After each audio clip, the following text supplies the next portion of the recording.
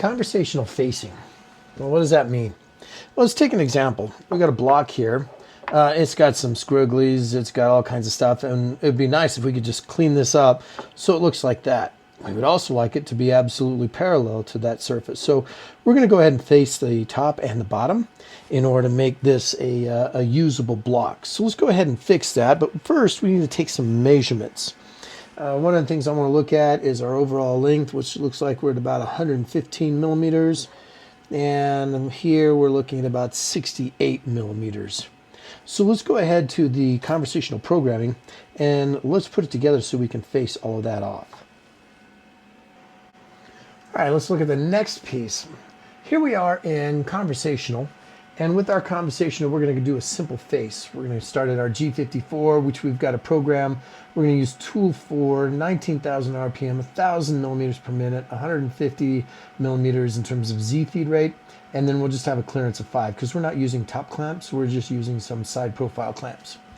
Our start position is actually mentally right here. That's your 0, 0 in terms of your X coordinate and your Y coordinate.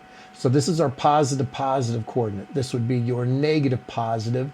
This over here would be your negative, negative, and this would be your positive, negative. So think of your Cartesian system right here, and here is your 0, 0.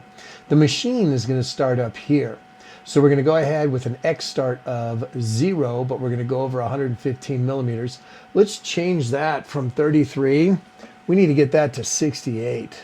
So we'll come in here, double click, 68 millimeters, and then it jumps down here obviously to 0, which would be perfect. We're going to have a 1 millimeter step over. That's 25% of the 4 mil. That should be fine, especially since we're going to go kind of quick. And this hard maple, it's going to be just a little bit for it to go through. We only need to take a bit of it off, so we're just going to go at a negative 0.5 millimeters down. Same in terms of depth of cut. Let's go ahead and post this. Click save. And since I've been playing around with this, it's going to ask, do I want to overwrite that? Absolutely. So there is our XYZ coordinate. We can see that right there. So there is our corner point. Let's go ahead and set up the block in the machine so that we know what we've got going on. For demonstration purposes, I'm just going to show you real quick down and dirty how to set up your work coordinate offset. So I am looking to set it right here on this corner. In order to do that, I'm going to go ahead and set up my X. I'll drag that over. I also want to make sure that I'm seeing this at a full width of cut per se. Now, a lot of times, instructors will have you come down and you will touch the side. And you'll use a piece of paper in order to figure out your rubbings there. However, we're not sending this to the moon, as one of my colleagues states it. So I'm just going to go ahead and I'm going to eyeball this right down the center. And that's looking pretty tight for me. So now I'm going to go ahead and zero out my X on the computer, the controller. I'm going to now rotate this 90 degrees.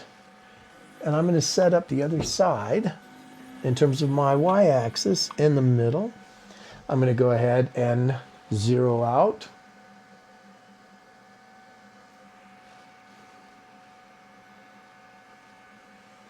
And let's move this over. I'm going to move it a little bit more towards the center. I'm also going to set it so I can see those points again. And here's the great thing about that little LED light at the back. I'm going to drop my zero down ever so lightly. And I know that once my shadow touches, I'm roughly at 0. So I'm going to go ahead and zero out my Z. Double check to make sure that I have everything set at tool 4. Before I move anything farther than that. And now it looks like we're going to be ready to run this application. So I'm going to go ahead and type in a G30. Now we're ready to run the program.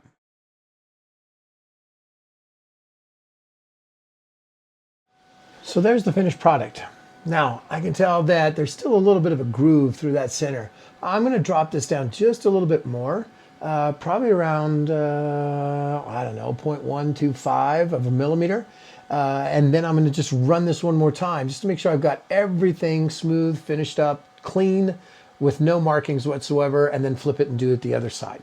So that is how you face a product, whatever it might be, whether it's going to be aluminum, or whether it might be stainless steel, on any of the machines. This is a facing application. We used a 2-flute, but you can also use a superfly cutter. You're able to use different cutters in order to create that, depending on the power of the machine and the actual size of your material. So there is conversational facing.